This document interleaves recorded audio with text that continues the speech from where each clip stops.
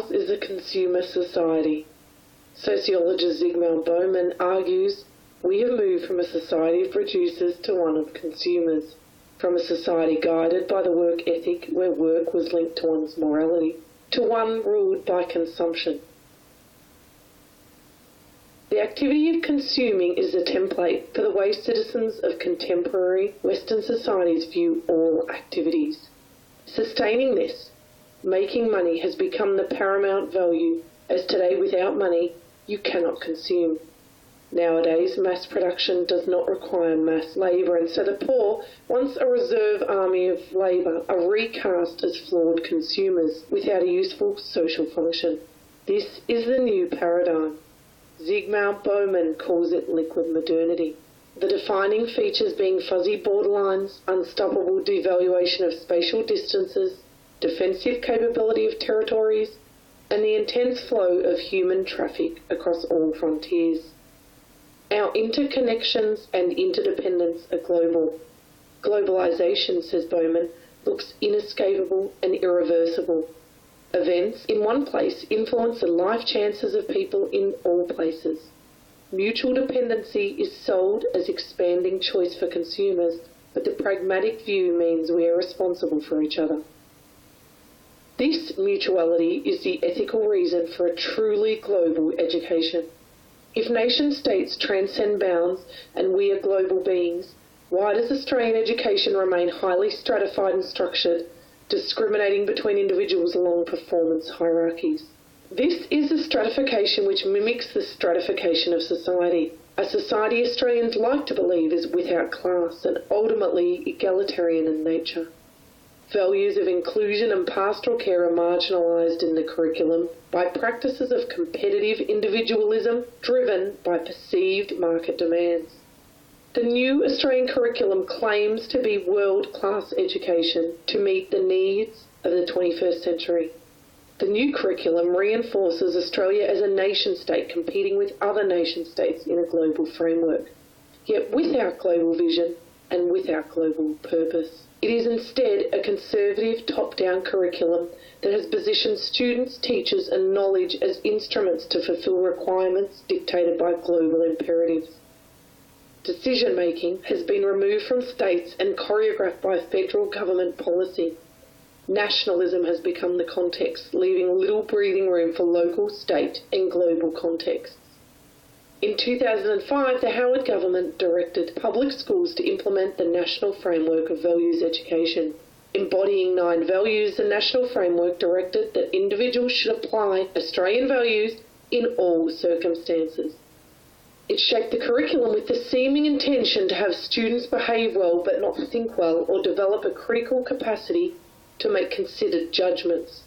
It sought to preserve the status quo, one which privileges some nation-states over others.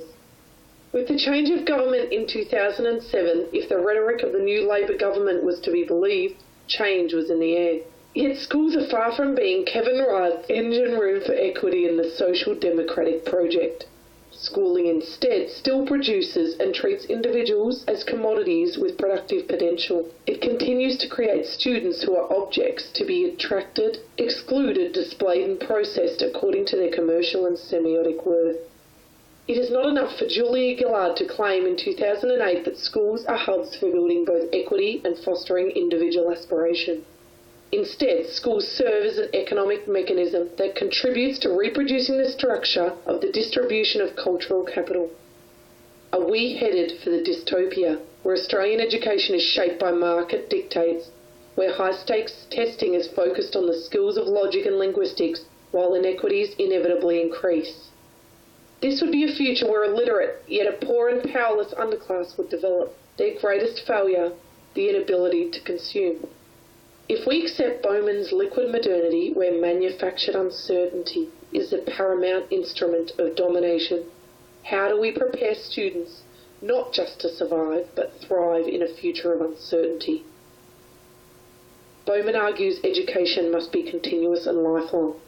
Identity formation and reformation turns into a lifelong task. At no moment of life is identity final, because neither conditions of life nor the sets of opportunities ever stop changing. Brad and Kennedy state that the impact of consumer culture has adolescents unlikely to construct their identities through school. Schools have the responsibility to teach kids about what it means to be scripted within the global corporate curriculum and how they might re-script themselves differently as youthful global citizens. My utopian education embraces a holistic education so individuals can operate as whole beings and not only as economically rational beings. Their educator must call on all human faculties to inspire lifelong learning, fostering the ability to make and remake oneself in changing contexts. Lifelong education creates choice. Indeed, according to Bowman, we need it even more to salvage the conditions which make choice available and within our power. As educators, we can create conditions of community at all levels. Schools can be a place of beginning, belonging, and community. In utopia, education is not about creating beings either with or without economic value. In utopia, economic value is an emergent quality arising naturally from a complete and rounded education. Schools must have a greater purpose than preparing young people for college and university. They must provide full and individual development for every student as a complete person. The round square and IBS systems of possibility. The round square is based on experiential education theories that encourage students to prepare for life facing it head-on and experience it in ways that demand courage, generosity, imagination, principle, and resolution. Through experience, young people become empowered to develop skills and abilities to be rounded guardians of tomorrow.